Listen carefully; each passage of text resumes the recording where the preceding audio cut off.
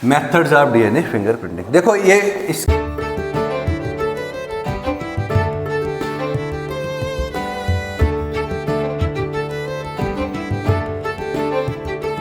क्या मेथड क्या है, इसको methods of DNA fingerprinting.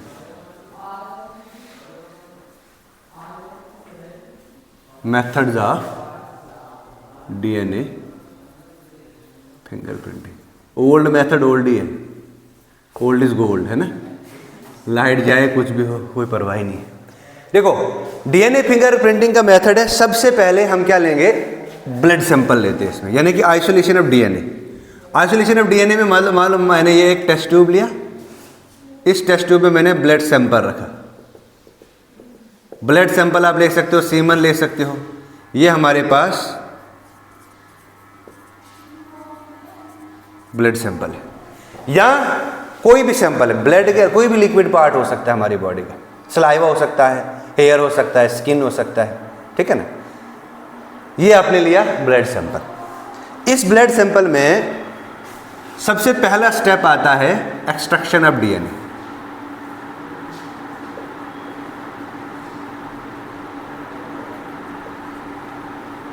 DNA को क्या करेंगे, एक्सट्रैक्ट करेंगे। अब डीएनए को कहां से एक्सट्रैक्ट करेंगे, फ्रॉम ब्लड सैंपल से। यानी कि पहला स्टेप आता है कि डीएनए को हमने क्या करना है, एक्सट्रैक्ट करना है। और इस डीएनए को एक्सट्रैक्ट हम कहां से करते हैं, ब्लड सैंपल से। कहां से, ब्लड सैंपल से हम इसको एक्सट्रैक्ट करते हैं। जब हमने डीएनए एक्सट्रैक्ट किया तो मान लो कुछ ये हमारे पास आ गया एक्सट्रैक्टेड डीएनए, ये आ गया हमारे पास एक्सट्रैक्टेड डीएनए। अब इस एक्सट्रैक्टेड डीएनए को हम करेंगे कट इनटू फ्रेगमेंट्स। इसको हम फ्रेगमेंट्स में कट करेंगे बाय एक एंजाइम है, इस एंजाइम का नाम है रिस्ट्रिक्शन एंडोन्यूक्लियस, यानी कि RE। इस डीएनए को हम कट करेंगे रिस्ट्रिक्शन एंडोन्यूक्लियस नाम के एक एंजाइम से। ये रिस्ट्रिक्शन एंडोन्यूक्लियस एंजाइम क्या है, ये एक मॉलिक्यूलर सीजर है। क्या है, मॉलिक्यूलर सीजर है। ये क्या करेगा, डीएनए की स्पेसिफिक साइट पे कट लगाएगा। क्या लगाएगा, कट लगाएगा। जब ये डीएनए की स्पेसिफिक साइट पे कट लगाएगा, यानी कि डीएनए हमारे पास कैसे आएगा, फ्रेगमेंटेड होगा। हमारे पास अब डीएनए कैसे आएगा, फ्रेगमेंटेड फॉर्म में। तो मतलब मान लो ये कट लगाया इसने, ये हमारे पास आ गया। अब now this is fragmented DNA.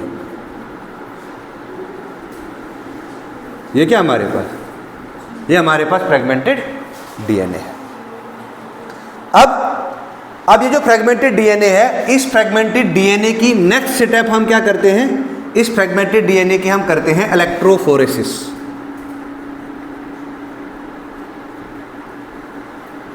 क्या करते हैं, इलेक्ट्रोफोरेसिस। देखो अब इलेक्ट्रोफोरेसिस क्या होता है, याद रखना इलेक्ट्रोफोरेसिस एक टेक्निक है। ये दो वर्ड से लिटरली अगर आप देखो तो ये इलेक्ट्रो, दूसरा फोरेसिस। इलेक्ट्रो मतलब यहाँ पे इलेक्ट्रिक चार्ज होगा, फोरेसिस मतलब यहाँ पे मूवमेंट होगी। अब मूवमेंट कैसे होगी, इसमें हम लेंगे एक टैंक लेते हैं जिसका नाम है इलेक्ट्रोफोरेसिस टैंक। इस इलेक्ट्रोफोरेसिस टैंक के अंदर क्या किया जाता है, बफर मेंटेन किया जाता है। ये बफर मेंटेन करने के लिए एक मीडियम होता है जिसका नाम है सपोर्टिंग मीडियम। इस सपोर्टिंग मीडियम में हम दो चीज़ें रखते हैं, एक साइड हम एनोड रखेंगे, एक साइड हम कैथोड रखेंगे। इलेक्ट्रोफोरेसिस है ही बायोमॉलिक्यूल्स की मूवमेंट को बताता है इलेक्ट्रोफोरेसिस टेक्निक। तो इसमें हम डीएनए ले रहे हैं। डीएनए क्या है, एक बायोमॉलिक्यूल है। अब इस डीएनए के ऊपर नेगेटिव चार्ज है। कैसे है, कैसा चार्ज है, नेगेटिव चार्ज है। और नेगेटिव चार्ज कहाँ की तरफ जाएगा, कैथोड की तरफ या एनोड की तरफ, शाबाश, कहाँ जाएगा, शाबाश बोलो। कैथोड पॉजिटिव चार्ज होता है, एनोड नेगेटिव चार्ज होता है। डीएनए नेगेटिव चार्ज है तो नेगेटिव किसके साथ, अट्रैक्शन किसके साथ होगा, पॉजिटिव चार्ज के साथ, यानी कि वो कहाँ की तरफ मूव करेगा, कैथोड की तरफ मूव करेगा। ठीक है ना। इलेक्ट्रोफोरेसिस एक ऐसी टेक्निक है जहाँ पे हम कोलाइडल पार्टिकल्स को सेपरेट करते हैं, यानी कि डीएनए भी एक कोलाइडल पार्टिकल है, यानी कि डीएनए भी एक कोलाइडल पार्टिकल है। डीएनए जो है, डीएनए एक नेगेटिव चार्ज पार्टिकल है और इसका नेगेटिव चार्ज किस वजह से आता है, फॉस्फोरिक एसिड की वजह से। फास्फोरिक एसिड की वजह से। दो फास्फोरस के बीच में जो बॉन्ड होता है उसको हम बोलते हैं एसिड एनहाइड्राइड बॉन्ड। क्या बोलते हैं? Acid anhydride bond. जो टूटता है तो एनर्जी रिलीज होती है, उसको बनने में, उसको बनाने में भी बहुत ज़्यादा एनर्जी खर्च होती है। तो इलेक्ट्रोफोरेसिस टेक्निक जो थी ये दो चीज़ों पर निर्भर है। एक इलेक्ट्रिक चार्ज या बायोमॉलिक्यूल्स, कि बायोमॉलिक्यूल्स का इलेक्ट्रिक चार्ज क्या है, एक तो उस पर निर्भर है, दूसरा पीएच क्या है, दूसरा पीएच क्या है मीडियम का, उस पर डिपेंड करती है। और जो बायोमॉलिक्यूल्स मूव करेंगे इस टैंक में उसको बोलते हैं इलेक्ट्रोफोरेटिक मूवमेंट। तो क्वेश्चन बन सकता है कि बताओ जो बायोमॉलिक्यूल्स है वो मूव करते हैं वो किस मेथड से मूव करते हैं, किस मूवमेंट से मूव करते हैं? तो ऐसी मूवमेंट को कहा जाता है इलेक्ट्रोफोरेटिक मूवमेंट। तो इलेक्ट्रोफोरेसिस क्या है? इलेक्ट्रोफोरेसिस सिंपल में है जहां पे हम सेपरेट करेंगे मॉलिक्यूल्स को on the basis of size and on the basis of charge. ठीक है ना? डिपेंड किस पे करेगा? साइज पे और पीएच ऑफ द मीडियम पे डिपेंड करेगा। ठीक है ना? अब इलेक्ट्रोफोरेसिस क्या करेंगे? जो फ्रेगमेंटेड डीएनए है, इस फ्रेगमेंटेड डीएनए की क्या करेंगे हम? इलेक्ट्रोफोरेसिस। और इलेक्ट्रोफोरेसिस में कौन सी इलेक्ट्रोफोरेसिस करेंगे? Agarose gel electrophoresis. अब ये देखो, ये एगारोस जेल इलेक्ट्रोफोरेसिस, इसमें हम क्या लेंगे? ये एगारोस क्या है? ये मीडियम है। ये क्या है? ये मीडियम है। ये एगारोस एक्सट्रैक्ट किया है एल्गी से। कौन सी algae? Red algae. Red algae को क्या बोलते हैं? रोडोफायेसी। रोडोफायेसी के दो मेंबर हैं, गैलिडियम और ग्रेसिलेरिया। याद रखना, गैलिडियम और ग्रेसिलेरिया। इस गैलिडियम और ग्रेसिलेरिया से एगारोस जेल को एक्सट्रैक्ट किया जाता है। इस एगारोस जेल को इलेक्ट्रोफोरेसिस में इस्तेमाल किया जाता है। इलेक्ट्रोफोरेसिस क्या है? जहां पे हम बायोमॉलिक्यूल्स को सेपरेट करते हैं basis on charge, basis on size. ठीक है ना? मूवमेंट जो होती है इलेक्ट्रोफोरेटिक मूवमेंट होती है। अब यहाँ पे हमने लिया क्या है? Fragmented DNA. इन फ्रेगमेंटेड डीएनए की इलेक्ट्रोफोरेसिस करेंगे और इलेक्ट्रोफोरेसिस से ये सेपरेट हो गए। क्या हो गए? सेपरेट हो गए। नाउ अब यहाँ पे क्या होगा? जो ही हम इसकी इलेक्ट्रोफोरेसिस करेंगे ना तो यहाँ पे बैंड पैटर्न बनेगा। ऐसे करके बैंड पैटर्न बनेगा। जब ये बैंड पैटर्न यहां पे बनेगा, इस बैंड पैटर्न को फिर ट्रांसफर किया जाता है एक मेम्ब्रेन से जिसको हम बोलते हैं नायलन मेम्ब्रेन। इसको why this is known as nylon membrane, क्योंकि ये नायलन की बनी होती है। या इस नायलन मेम्ब्रेन को एक और मेम्ब्रेन, इस एक और पेपर बोलते हैं, इसको बोलते हैं नाइट्रोसेलुलोज पेपर। इसको हम कहाँ पे सेपरेट कर देते हैं? इसको ट्रांसफर करेंगे हम नाइट्रोसेलुलोज फिल्टर पेपर पे। जब इसको नाइट्रोसेलुलोज फिल्टर पेपर पे ट्रांसफर किया जाएगा तो इस टेक्निक को हम बोलते हैं, जब डीएनए की नाइट्रोसेलुलोज फिल्टर पेपर पे इसको ट्रांसफर करते हैं, ऐसी टेक्निक को बोलते हैं सॉदर्न ब्लॉटिंग। ब्लॉटिंग के बारे में आगे और बताऊंगा। अब देखिए, southern blotting is a technique, southern blotting is a technique which is used to distinguish or which is used to separate DNA molecules। DNA molecules को सेपरेट करने के लिए सॉदर्न ब्लॉटिंग का इस्तेमाल करते हैं। और भी ब्लॉटिंग है, जैसे नॉर्दर्न ब्लॉटिंग है। नॉर्दर्न ब्लॉटिंग आरएनए को सेपरेट करने के लिए लगती है। वेस्टर्न ब्लॉटिंग प्रोटीन को सेपरेट करने के लिए लगती है। ईस्टर्न ब्लॉटिंग प्रोटीन की मॉडिफिकेशन के लिए इस्तेमाल होती है। एक और आती है डॉट ब्लॉटिंग, जहाँ पे डॉट रिप्रेजेंट होगा। एक आता है स्लॉट ब्लॉटिंग, जहाँ पे स्लॉटिंग होती है। एक आता है नॉर्थ वेस्टर्न ब्लॉटिंग, जहाँ पे प्रोटीन इंटरेक्शंस को देखा जाता है। ठीक है। एक और आता है that is north south northern blotting, जहाँ पे डीएनए और प्रोटीन की बाइंडिंग को देखा जाता है। समझा है आपको? तो नॉर्दर्न ब्लॉटिंग अपने आप में एक बहुत बड़ा टॉपिक है ना। आपने इतना याद रखना है कि इलेक्ट्रोफोरेसिस से एगारोस जेल इलेक्ट्रोफोरेसिस करते हैं, इसमें बैंड पैटर्न बनता है, फिर उसको नायलन मेम्ब्रेन में ट्रांसफर करते हैं, यानी कि नाइट्रोसेलुलोज फिल्टर पेपर में ट्रांसफर करते हैं। वहाँ पे एक टेक्निक आती है, इसका नाम है सॉदर्न ब्लॉटिंग। इस सॉदर्न ब्लॉटिंग से डीएनए को सेपरेट किया जाएगा। ठीक है ना। अब जो ही ये नायलन मेम्ब्रेन पे इसको ट्रांसफर किया तो यहीं पे एक प्रोब बनाया जाता है जिसको हम बोलते हैं रेडियो एक्टिव प्रोब। क्या बोलते हैं इसको? Radio active probe. इस रेडियो एक्टिव प्रोब की लेबलिंग की जाती है। इस रेडियो एक्टिव प्रोब की लेबलिंग की, पहले तो इसको प्रिपेयर किया जाएगा, मतलब फ्लोरेसेंट डाई से इसको बनाएंगे ताकि हमें डिस्टिंग्विश हो जो आगे डीएनए बैंड पैटर्न है, क्या वो फ्लोरेसेंट डाई से मैच कर रहा है। अगर वो मैच कर रहा है मतलब कि हमारे डीएनए फिंगरप्रिंटिंग काम कर गई। अगर वो मैच नहीं करा दैट मीन्स कि हमारे डीएनए फिंगरप्रिंटिंग काम नहीं कर गई। इसीलिए रेडियो एक्टिव प्रोब को बनाया जाता है। इस रेडियो एक्टिव प्रोब को इसीलिए बनाया जाता है ताकि हम डिस्टिंग्विश कर पाएँ suspect DNA and the sample DNA. समझा आपको? सस्पेक्ट डीएनए और सैंपल डीएनए को अगर हमने विजुलाइज करना है तो उसके लिए रेडियो एक्टिव प्रोब का बनाना बहुत ज़रूरी है। जब इसमें रेडियो एक्टिव प्रोब बनाएंगे तो उसके बाद ये जो रेडियो एक्टिव प्रोब है ये बाइंड करेगा डीएनए सीक्वेंस को at specific site. Radio active probe bind DNA at specific site.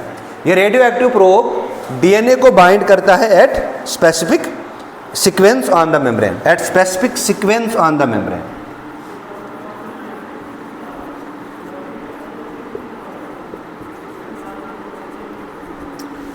अब ये स्पेसिफिक सीक्वेंस क्या होगी?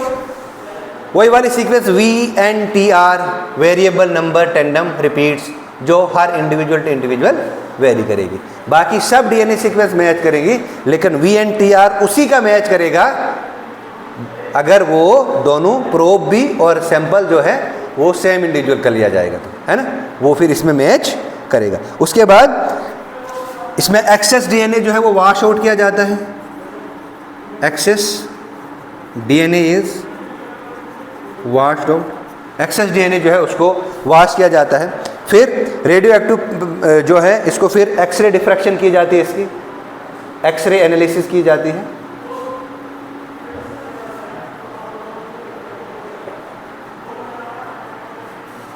X ray analysis, X-ray diffraction analysis में हम इसमें बैंड पैटर्न देखते हैं। क्या देखते हैं? बैंड पैटर्न देखते हैं। रेडियो एक्टिव प्रोब का भी बैंड पैटर्न देखते हैं और जो नाइट्रोसेलुलोज फिल्टर पेपर से डीएनए आया होगा उसका भी बैंड पैटर्न देखते हैं, फिर इसकी मैचिंग करते हैं। This is the technique of, ये थी हमारी टेक्निक जिसको हम बोलते हैं मेथड्स ऑफ डीएनए फिंगरप्रिंटिंग, जिसमें ये सारे स्टेप्स आते हैं। अब है नेक्स्ट, इस डीएनए फिंगरप्रिंटिंग की एप्लीकेशन क्या होंगी? इसकी क्या एप्लीकेशन है डीएनए फिंगरप्रिंटिंग? शाबाश बोलो, इसको हम कहाँ कहाँ अप्लाई कर सकते हैं? इसका यूज़ क्या डीएनए फिंगरप्रिंटिंग का?